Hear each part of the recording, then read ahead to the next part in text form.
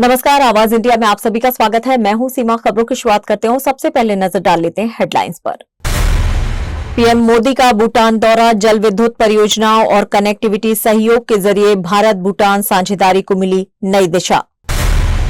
भूटान से लौटते ही एलएनजेपी अस्पताल पहुंचे पीएम मोदी, दिल्ली ब्लास्ट पीड़ितों से की मुलाकात। महाराष्ट्र में अलकायदा नेटवर्क का भंडाफोड़, एटीएस की पुणे और मुंब्रा में बड़ी कार्रवाई। हमारा किसी से कोई ताल्लुक नहीं, अल फलाह यूनिवर्सिटी ने फरीदाबाद मॉड्यूल केस में तोड़ी चुप्पी। और शिवसेना किसकी, सुप्रीम कोर्ट ने फिर टाली सुनवाई, अब 2026 में होगा फैसला। और अब खबरें विस्तार से। प्रधानमंत्री नरेंद्र मोदी भूटान के 2 दिवसीय दौरे पर थे और बुधवार को उनका दूसरा दिन रहा। इस दौरान पीएम मोदी ने भूटान के चौथे राजा द्रुक ग्यालपो जिग्मे सिंगे वांगचुक के साथ द्विपक्षीय बैठक की और दोनों देशों के बीच सहयोग को मजबूत करने पर चर्चा की। पीएम मोदी ने थिम्फू में कालचक्र अभिषेक कार्यक्रम का उद्घाटन भी किया। इस अवसर पर ऊर्जा, व्यापार, प्रौद्योगिकी और कनेक्टिविटी के क्षेत्रों में सहयोग बढ़ाने पर विचार विमर्श हुआ। पीएम ने सोशल मीडिया पर पोस्ट साझा कर भूटान के प्रयासों की सराहना की। उन्होंने गेलेफू माइंडफुलनेस सिटी परियोजना की प्रगति का भी जिक्र किया। इस दौरे से भारत की एक्ट ईस्ट नीति को भी समर्थन मिला। पीएम मोदी का ये दौरा दोनों देशों के बीच दोस्ती और साझेदारी को और मजबूती देगा। भूटान के राजा ने भी आधिकारिक बयान जारी कर दिल्ली विस्फोट में जान गंवाने वालों के प्रति अपनी संवेदनाएं जताई और घायलों के शीघ्र स्वस्थ होने की कामना की। भारत सरकार ने भूटान की इस एकजुटता की सराहना की। प्रधानमंत्री मोदी ने भूटान की 13वीं पंचवर्षीय योजना में भारत के समर्थन की पुष्टि की। उन्होंने भूटान को सतत विकास और उसकी प्रमुख प्राथमिकताओं को हासिल करने में सक्रिय मदद का आश्वासन दिया। दौरे के दौरान दोनों नेताओं ने आर्थिक प्रोत्साहन कार्यक्रम और अन्य विकास परियोजनाओं पर चर्चा की। आपको बता दें कि पीएम मोदी और भूटान नरेश ने मंगलवार को 1020 मेगावाट की पुनातसांग छू 2 जल विद्युत परियोजनाओं का उद्घाटन किया। भूटान सरकार ने इसे जल विद्युत क्षेत्र में भारत भूटान सहयोग का सबूत बताया। उन्होंने दोनों देशों ने 1200 मेगावाट की पुनातसांग छू 1 परियोजना के मुख्य बांध पर काम फिर से शुरू करने पर सहमति जताई।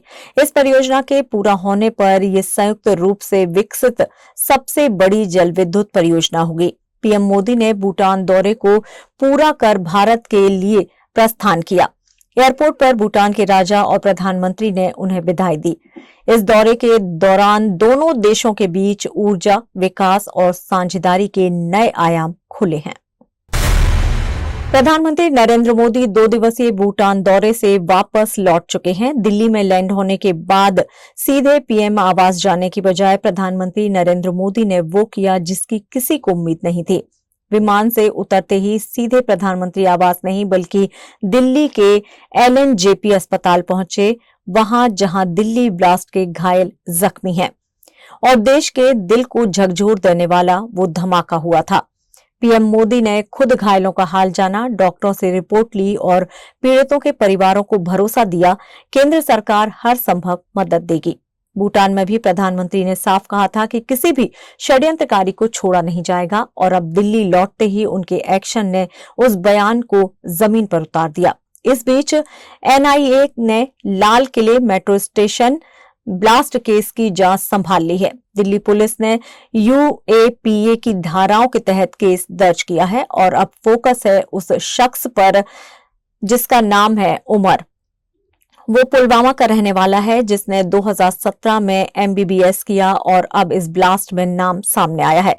एनआईए की टीमें फतेहपुर, तगाधोज और अल फलाह यूनिवर्सिटी में लगातार छापेमारी कर रही हैं, जहां डॉक्टर उमर पढ़ाता था। लेकिन क्या वो ब्लास्ट में मारा गया या अब भी जिंदा है और साजिश को अंजाम देने की कोशिश में है? इसका जवाब मिलेगा डीएनए रिपोर्ट से। वही पोस्टमार्टम रिपोर्ट ने दिल दहला दिया है। कान के पर्दे फटे, फेफड़े और आंतें चकनाचूर, सिर पर गहरी चोटें और खून बहने से मौत। ये सिर्फ एक ब्लास्ट नहीं, दिल्ली के दिल पर हमला था। अब सबकी निगाहें पीएम मोदी की आज होने वाली हाई प्रोफाइल मीटिंग पर है, जहां ये तय होगा कि इस आतंकी साजिश का जवाब कितना सख्त होना चाहिए। महाराष्ट्र में एटीएस का बड़ा एक्शन। पुणे से लेकर मुंबई के मुंब्रा तक अलकायदा नेटवर्क के खिलाफ जबरदस्त कार्रवाई। दिल्ली ब्लास्ट के बाद अब महाराष्ट्र में भी आतंकी कनेक्शन के तार मिलने लगे हैं। खुफिया सूत्रों के मुताबिक महाराष्ट्र एटीएस ने सीक्रेट इंटेलिजेंस के आधार पर पहले पुणे में छापेमारी की, जहां से कई संदिग्धों को गिरफ्तार किया गया है। पूछताछ में खुलासा हुआ कि कुछ संदिग्ध मुंबई के मुंब्रा इलाके में छिपे हुए हैं। इसी सुराग पर एटीएस की टीम मुंब्रा पहुंची और देर रात एक घर पर छापा मारा। सूत्रों के मुताबिक छापेमारी के दौरान टीम को संदिग्ध दस्तावेज और इलेक्ट्रॉनिक डिवाइस मिले हैं। इनसे ये संकेत मिल रहे हैं कि अल कायदा का नेटवर्क महाराष्ट्र से बाहर के राज्यों तक फैला हुआ है। फिलहाल एटीएस ने बरामद सामग्री को सीज कर लिया है और गिरफ्तार आरोपियों से लगातार पूछताछ चल रही है। अब पुलिस को शक है कि ये आरोपी दिल्ली ब्लास्ट के मास्टरमाइंड से जुड़े हो सकते हैं। देश भर में अलर्ट जारी है और महाराष्ट्र पुलिस ने कहा है कि राज्य में किसी भी आतंकी साजिश को कामयाब नहीं होने दिया जाएगा। एक्शन लगातार जारी है। अब निगाहें उन नामों पर हैं जो इस नेटवर्क के पीछे काम कर रहे हैं। सुराग मिलना बाकी है, लेकिन एटीएस की पकड़ मजबूत है। दिल्ली में लाल किला ब्लास्ट के बाद हरियाणा के फरीदाबाद में चर्चा में आई अल फलाह यूनिवर्सिटी के फरीदाबाद मॉड्यूल केस पर बड़ा बयान जारी हुआ है। यूनिवर्सिटी ने साफ कहा है कि हिरासत में लिए गए डॉक्टरों से उसका कोई ताल्लुक नहीं है। यूनिवर्सिटी ने मीडिया रिपोर्ट्स को भ्रामक और मानहानिकारक बताया है। कुलपति प्रोफेसर डॉक्टर भूपेंद्र कौर आनंद ने यूनिवर्सिटी की ओर से सफाई दी कि कैंपस में किसी तरह की गैरकानूनी गतिविधि नहीं होती। सभी लैब केवल एमबीबीएस छात्रों की ट्रेनिंग के लिए हैं। कोई केमिकल या संदिग्ध सामग्री यहां न रखी जाती है, न इस्तेमाल की जाती है। यूनिवर्सिटी ने यह भी माना कि जांच एजेंसियों ने उसके 2 डॉक्टरों को हिरासत में लिया है, लेकिन कहा है कि संस्थान का उनसे कोई व्यक्तिगत संबंध नहीं, सिर्फ आधिकारिक दायित्वों तक ही जुड़ाव है। अल फलाह ग्रुप ने मीडिया से जिम्मेदार रिपोर्टिंग की अपील की है। दरअसल दिल्ली के लाल किले मेट्रो स्टेशन के पास हुए धमाके के बाद अल फलाह यूनिवर्सिटी जांच के दायरे में आई। धमाके में 12 लोगों की मौत हुई थी। कार चला रहा आरोपी डॉक्टर मोहम्मद उमर नवी इसी यूनिवर्सिटी में असिस्टेंट प्रोफेसर था। उसके बाद फरीदाबाद से 3 डॉक्टरों की गिरफ्तारी ने पूरे नेटवर्क पर सवाल खड़े कर दिए हैं। फरीदाबाद मॉड्यूल केस से जुड़ा ये बवंडर अब शिक्षा के गलियारों तक पहुंच चुका है। एक और जांच एजेंसियों के निशाने पर है डॉक्टर, तो दूसरी तरफ अल फलाह यूनिवर्सिटी का दावा है कि उसका इस घटना से कोई लेना देना नहीं है। लाल किला ब्लास्ट के बाद उठे सवालों के बीच अब सबसे बड़ा सवाल यही, क्या ये महज इत्तेफाक है या व्हाइट कॉलर टेरर मॉड्यूल की कड़ी यूनिवर्सिटी के भीतर तक फैली है। जांच जारी है, लेकिन फिलहाल अल फलाह यूनिवर्सिटी ने अपने दामन पर लगे दाग को पूरी तरह से नकार दिया है। पिछले 3 साल से लंबे शिवसेना के नाम और पार्टी चिन्ह को लेकर आज सुप्रीम कोर्ट में अंतिम सुनवाई होनी थी, लेकिन अदालत ने एक बार फिर से इस सुनवाई को आगे बढ़ा दिया है। शिवसेना किसकी? 3 साल से चले आ रहे इस सियासी संग्राम का जवाब अब एक बार फिर से टल गया है। सुप्रीम कोर्ट ने आज की सुनवाई आगे बढ़ाते हुए अगली तारीख सीधे 21 जनवरी 2026 तय कर दी है। इसका मतलब उद्धव ठाकरे को एक और बड़ा झटका, क्योंकि ठाकरे गुट चाहता था कि स्थानीय निकाय चुनाव से पहले कोर्ट का फैसला आ जाए, लेकिन अब ये मामला चुनावों से ठीक पहले टल गया है। दरअसल निर्वाचन आयोग ने फरवरी 2023 में फैसला देते हुए धनुष बाण का चिन्ह और पार्टी की कमान एकनाथ शिंदे गुट को दी थी, जबकि उद्धव ठाकरे की शिवसेना को दी गई थी मशाल। इस फैसले को उद्धव ठाकरे ने सुप्रीम कोर्ट में चुनौती दी और आरोप लगाया कि आयोग का फैसला पक्षपाती और असंवैधानिक है। ठाकरे गुट की तरफ से वरिष्ठ वकील कपिल सिब्बल अपनी दलीलें रख रहे हैं, लेकिन अब कोर्ट ने साफ किया है शिवसेना और राष्ट्रवादी कांग्रेस पार्टी एनसीपी दोनों के नाम और चिन्ह विवाद की सुनवाई एक साथ होगी 21 और 22 जनवरी 2026 को। यानी अब तक का सबसे बड़ा फैसला जो तय करेगा शिवसेना किसकी, ठाकरे की या शिंदे की। अब सबकी निगाहें सुप्रीम कोर्ट पर और महाराष्ट्र की राजनीति में फिर मचेगा शिव संग्राम। और खबरों में यहां पर लेंगे एक छोटा सा ब्रेक। आप देखते रहिए आवाज समाचार।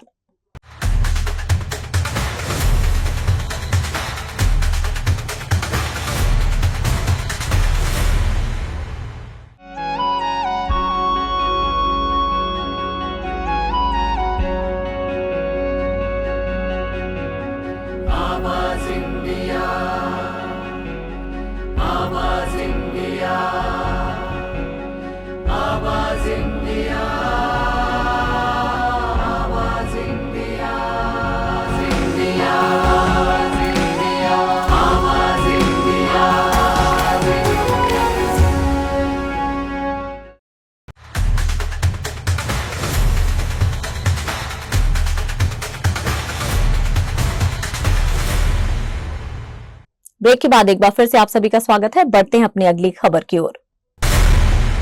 महाराष्ट्र में मुंबई बीएमसी चुनाव की घोषणा जल्द होने वाली है। मुंबई की सियासत में वो दिन आया जिसने कई दिग्गजों की जमीन खिसका दी। बीएमसी की आरक्षण लॉटरी ने बदल डाले राजनीतिक समीकरण। कई दिग्गज पार्षद अपनी परंपरागत सीटों से बाहर हो गए और अब मुंबई के नगर निगम चुनाव में महिलाओं का बोलबाला तय हो गया है। बांद्रा के बाल गंधर्व रंग मंदिर में जब 227 वार्डों की लॉटरी निकली तो हॉल के अंदर तालियां, बाहर सांसें थमी रहीं, क्योंकि हर टिकट की किस्मत इसी लॉटरी से तय हो रही थी। 8 साल बाद होने वाले बीएमसी चुनाव से पहले इस लॉटरी ने कई नेताओं को झटका दिया। बीएमसी में विपक्ष के नेता रहे रवि राजा, भाजपा की नील सोमैया, हर्षिता नार्वेकर, ज्योति अलवानी, विद्यार्थी सिंह, तेजस्वी घोसालकर, इन सब की सीटें अब या तो ओबीसी वर्ग में आ गई या महिलाओं के लिए आरक्षित हो गई। कुल 31 सीटें ओबीसी वर्ग की महिलाओं के नाम हुई, जबकि 74 सीटें सीधे महिलाओं के लिए आरक्षित हैं। यानी मुंबई के 227 में से 114 सीटों पर महिलाएं मैदान में होंगी। और यही नहीं, मुंबई के 3 बड़े वार्ड के ईस्ट, एफ नॉर्थ और आर सेंट्रल अब 90% से ज्यादा सीटों पर महिलाएं काबिज होंगी। यानी अगले बीएमसी हॉल में जहां पहले पुरुषों का दबदबा था, अब महिला शक्ति की गूंज सुनाई देगी।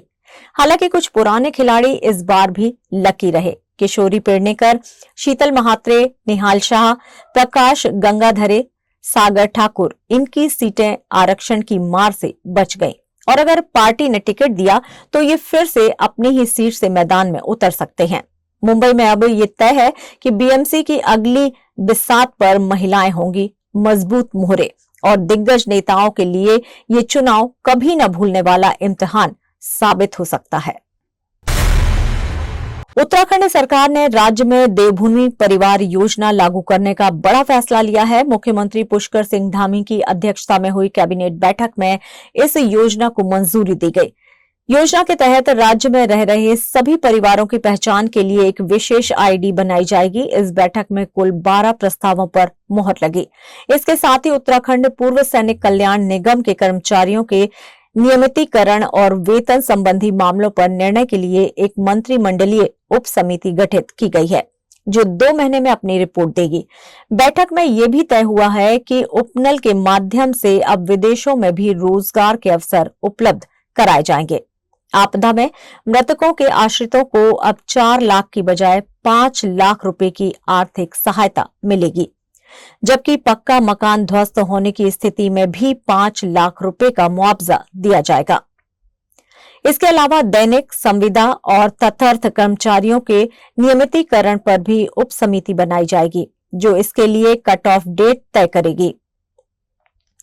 सरकार के इन फैसलों से प्रदेश में रोजगार और सामाजिक सुरक्षा को नई दिशा मिलने की उम्मीद है। महाराष्ट्र के अमरावती में एक शादी की खुशियां उस वक्त खून में बदल गईं जब दूल्हे पर चाकू से हमला कर दिया गया। रात का वक्त था। बडनेरा शहर के साहिल लॉन में रिसेप्शन चल रहा था। स्टेज पर नवविवाहित जोड़ा मौजूद था और मेहमान उन्हें आशीर्वाद दे रहे थे। लेकिन ठीक उसी वक्त भीड़ के बीच से एक शख्स आगे बढ़ता है और पल भर में दूल्हे पर चाकू से वार कर देता है। ये पूरी वारदात शादी में उड़ रहे ड्रोन कैमरे में कैद हो गई। वीडियो में साफ दिख रहा है, हमलावर हमला करते ही स्टेज से कूदता है और भाग खड़ा होता है। मेहमानों में हड़कंप मच जाता है। कुछ लोग उसके पीछे दौड़ते हैं, लेकिन हमलावर की रफ्तार काफी तेज होती है। वो भागते हुए बाहर निकलता है, जहां पहले से एक बाइक उसका इंतजार कर रही होती है, और फिर दोनों मिलकर फरार हो जाते हैं। ड्रोन कैमरा उन दोनों का पीछा करता है। फुटेज में आरोपी और उसका साथी बाइक पर सवार होकर दूर भाग जाते हैं। वहीं घायल दूल्हे को तुरंत नजदीकी प्राइवेट अस्पताल में भर्ती कराया गया, जहां उसका इलाज जारी है। पुलिस ने अज्ञात हमलावर के खिलाफ मामला दर्ज कर लिया है और अब ड्रोन फुटेज के आधार पर हमलावर की पहचान में जुट गई है। हमले का मकसद अभी तक साफ नहीं हुआ है, लेकिन इस घटना ने पूरे इलाके को हिला दिया है। शादी की रोशनी के बीच आई ये खून की परछाई अब अमरावती की हर गली में चर्चा का विषय बन चुकी है। कौन था वो हमलावर? क्यों बना दूल्हा निशाना? इन सवालों के जवाब अब पुलिस की जांच पर सभी की निगाहें टिकी हुई हैं। उत्तर प्रदेश के बिजनौर से एक चौंकाने वाला वीडियो वायरल हो रहा है, जहां पति से नाराज एक पत्नी ने सड़क पर ऐसा तांडव मचाया कि हर कोई देखता रह गया। दरअसल पति की कार मैकेनिक के यहां खड़ी थी, लेकिन गुस्साई पत्नी वहां पहुंची और बिना कुछ सोचे समझे एक एक करके सारे शीशे तोड़ डाले। कहते हैं गुस्सा जब हद से पार हो जाए तो इंसान सही और गलत का फर्क भी भूल जाता है। यहां भी यही हुआ। बताया जा रहा है कि पत्नी को गुस्सा इसलिए आया क्योंकि पति ने उसे खर्च के लिए पैसे नहीं दिए थे और उस गुस्से में उसने पति की कार का हाल ऐसा किया कि अब वीडियो सोशल मीडिया पर छाया हुआ है। वीडियो में महिला के हाथ में डंडा है और वो एक एक कर शीशे चटका रही है। मौके पर मौजूद लोग देखते रहे, किसी ने रोकने की कोशिश भी नहीं की। अब सवाल ये है कि क्या सड़क पर हंगामा करना, तोड़फोड़ करना, किसी का नुकसान करना सही है? मैकेनिक ने अब महिला के खिलाफ थाने में तहरीर दी है और वीडियो सबूत के तौर पर पुलिस को सौंप दिया गया है। पुलिस जांच में जुटी है, लेकिन इस घटना ने सोशल मीडिया पर एक बड़ी बहस छेड़ दी है। क्या निजी झगड़े का मंच अब सड़कें बनती जा रही हैं? बिजनौर का ये वीडियो सिर्फ एक झगड़े की कहानी नहीं है, बल्कि उस गुस्से की तस्वीर है जो रिश्तों को तोड़ने के साथ अब कार के शीशे भी चटकाने लगी है। और यहां पर लेंगे एक छोटा सा ब्रेक, आप बने रहिए हमारे साथ।